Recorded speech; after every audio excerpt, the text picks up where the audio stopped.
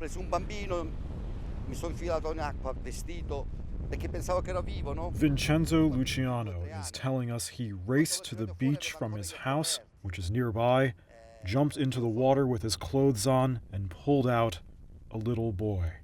He's a fisherman here at Steccato di Cutro, Italy, the scene of that massive shipwreck on Sunday that killed at least 67 migrants trying to cross into Europe, including children, and most of them from Afghanistan. He was one of the first to find the aftermath. Before dawn, he started pulling out bodies by the light of his friend's cell phone. Era un bambino di 2-3 anni. He was 2 or 3 years old. I pulled him out with his eyes still open, and I said, maybe I'll save him. When I got out of the water, I saw that foam was coming out of his mouth, so I had to close those eyes. When I close my eyes, I still see that child.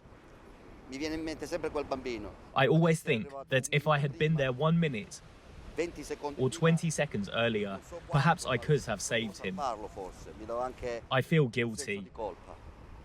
A friend of mine was holding the lights for me while I was picking up the dead.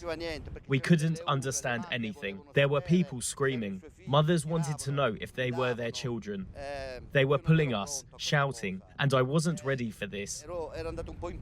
I panicked, but as the hours passed, we saw more and more dead people. It's still not clear what the total death toll of the disaster is, now days later. Authorities say there were about 80 survivors, but the Turkish sailboat they were using is thought to have had between 150 and 200 people aboard.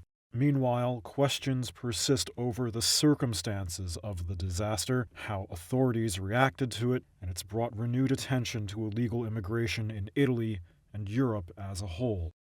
Luciano says he's not an expert and isn't sure if rescuers could have saved the victims given the rough seas, but that something could have been done. They weren't even 100 meters from the shore.